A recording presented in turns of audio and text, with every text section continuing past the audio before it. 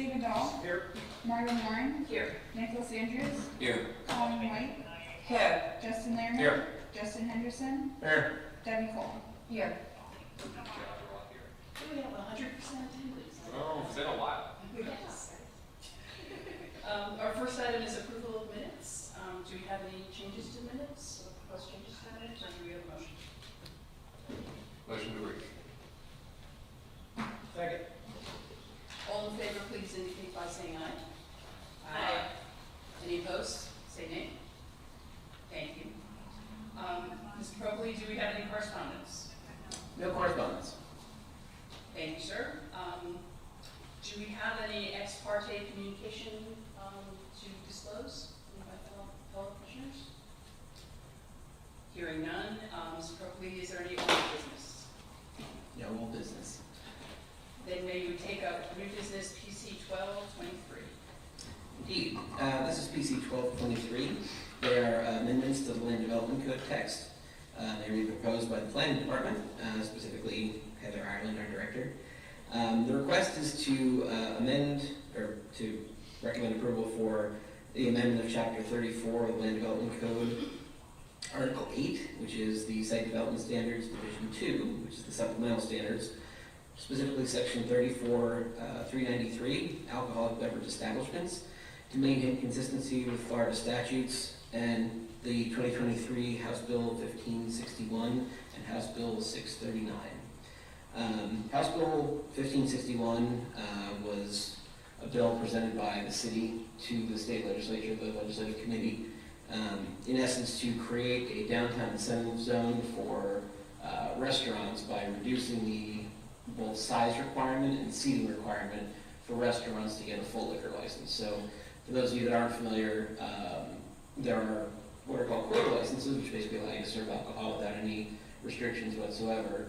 And then there are special restaurant licenses, which if you can generate 51% of your revenue from food, then you can serve full liquor without the expense of a quota license. Typically, up until this year, that required 150 seats and 2,500 square feet of building area, which of course is difficult in a small downtown. So we proposed a bill to reduce that number to 1,200 square feet and 50 seats, but basically just in the downtown core. We created an area called the Downtown Investment Zone, and basically that's everything that's in the CBD district and anything that's in an RD district as well. So basically that block that makes up downtown. Simultaneously, unbeknownst to us, the state of Florida, House Bill 639, they presented a similar change, but of a less magnitude, and this is statewide. So this would apply to anywhere in the city outside of the downtown district. And that reduced that number from 150 seats to 120, and from 2,500 square feet to 2,000. And the implication for us is that we have sections of the Land Development Code, as well as other sections of the City Code, that reference those sizes and seating requirements. So we have to amend our code to match both our local bill in the Downtown Investment Zone and the new state requirements for size and location, or size of seats and building size. So the intent is to amend the section of the code that has both of these things listed in it, and then bring it into compliance so the downtown can have this incentive, and then the rest of the city is in compliance with the state code. Thank you, Mr. Copley. Just as a reminder, the Planning Commission bases our decisions on competent, substantial evidence, including testimony provided at this meeting. If anyone wants to speak, please fill out a speaker card. And it's our practice that regardless of the type of issue we're asked to decide upon, each member of the public is given 3 minutes to speak on each item. Hearing that, Ms. Ireland, would you like to address us? Sure. Thank you, Madam Chair. Heather Ireland, Planning and Development Director. I don't have anything to add to the staff report, except I will point out that we did provide you with a copy of Section 4 of the City Code of Ordinances that we're also changing. It's not something that comes to the Planning Commission for approval, but I wanted you guys to have the whole picture of what's being changed citywide. So in August, we'll take both of these amendments to City Council for their consideration. So what we're looking for tonight is your recommendation for City Council to either approve or not adopt this changes to the code that we're proposing. So I'm happy to entertain any questions you guys have about it. Can I just ask a procedural question? We didn't have to swear her in. No. Okay, I didn't think so, but I just wanted to be sure. Do we have any bars that are gonna be out of compliance with the school or restaurant, or I'm sorry, the school or church thing? No, it's gonna be smaller. Not that I'm aware of, no. I'm not aware of any restaurants that are currently, under the state statute, there's different kind of levels of getting alcohol permits. So a 2 COP is beer and wine, for example. A small restaurant can have that now.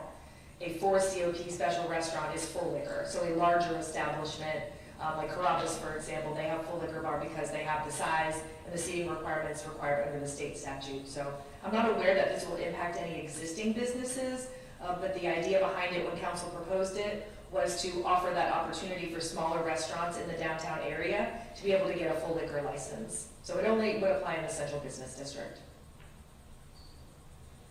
So, can you just be explicit here about what applies in the central business district, the DIZ, if you will, versus what the statewide change is? Right, so for the statewide, they changed it from required 150 seats and 2,500 square feet to have a full liquor license for a restaurant, so a special restaurant license.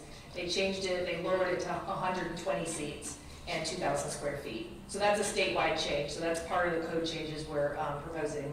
For us, just in the downtown area of the city of Jack's Beach, it's 50 seats and 1,000, is that right? 1,000 square feet? 1,200? Sorry, 1,200 square feet. So that would apply just in our downtown to allow, again, smaller restaurants to get that, or at least be eligible to get a full liquor license under the special restaurant rules, should they want to. And are there any limits on those number of licenses, or just? No, not for special restaurant. Now, the only limit is with the quota, and that's for a full liquor bar, and there's no limitations for them with food. For the restaurants, they have to do 51% food and non-alcoholic beverages to qualify for that. And how often is that, so it can be easily established after, I guess, you've been in business for a year, that 51% of your revenue comes from non-alcoholic beverages plus food. How do you do that how is that done for a new business, and how is it how do we go back and look at it again? So the state does that. Since it's a state license, they regulate that, and they get information from all of the establishments that have to provide that information to them annually, but there's certain thresholds that they have to meet. But the regulation of that goes through the state. And it's annually, correct? I believe so, yes. Are you anticipating a lot of small places opening up? Not necessarily right now, just because there aren't the spaces available, but as we look to redevelop properties and build new, developments, commercial and mixed use downtown, there'll be the opportunity for, builders to provide these smaller tenant spaces that these smaller restaurant establishments could go into. So right now, maybe not, but down the road, definitely, which is, I think, what council was looking at, kind of the future of downtown and having the opportunities for smaller restaurants to be down here and have full liquor.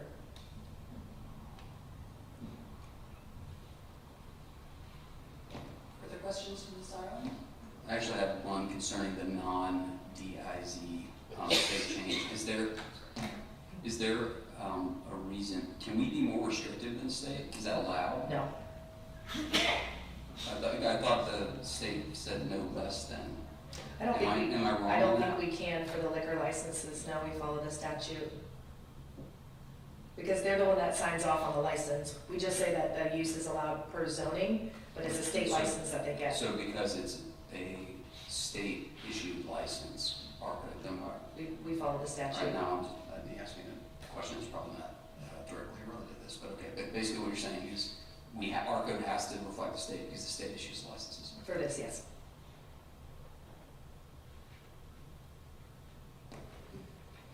So I'm gonna ask the dumb question. So then we have to do this. Essentially, yeah. If we want to be compliant with the 2 House bills that were passed, correct. It's a fair assessment. Then what's the point of this? So that we are in compliance. No, I mean, like, why does it even have to come to us? Because the planning commission, as the city's land planning agency, is required to approve any changes to the land development code, so Gives an opportunity for procedurally, comment, gives an opportunity for Correct. comments, a public hearing, that's why. that's correct, yep, it's required. In that case, no more questions. With that, I'll open the public hearing. Do we have any speaker cards? We do not, correct.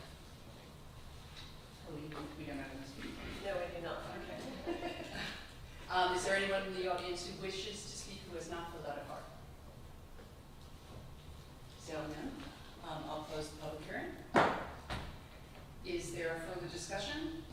Yes, ma'am, I'd like to ask the director, are these going to be referred to as mini bars?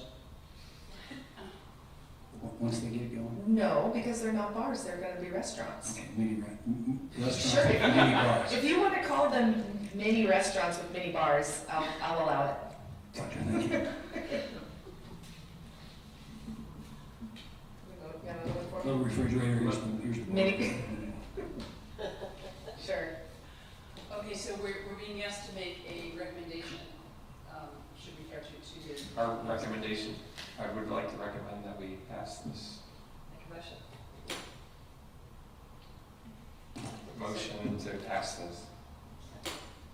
We have a motion and a second. Do we need a roll call, or can we go with? It would be a roll call, it's still Do you have action board. I don't know if this was loud enough, but I did second that. David Dahl, Yes. Nicholas Andrews, Yes. Colin White, Yes. Justin Linamer. Yes. Margot Moran. Yes. We have agreed to recommend approval. Thank you. Planning Department report, Mr. Copeland. Yeah, so we have gotten no applications by the deadline for the August 14th and August 28th meetings. So there's no business necessarily to come before the board. However, it is possible that we will have land development code workshops coming up at around that time, and maybe later. We haven't scheduled them yet, but that's not to say you're going to have the entire month off. You might be called upon to have a joint meeting. But as it stands right now, we have no business to bring to the board. So if you guys are amenable to canceling those meetings, we would appreciate it. Okay. So do we need to make a motion to do so? I think so, yeah. Is anyone willing to make a motion to cancel this, the meetings? in- So moved. Second? Can that be yea or nay? Yes. All in favor, please indicate by saying yea. Yay. And don't sound too enthusiastic. Any opposed? By your action,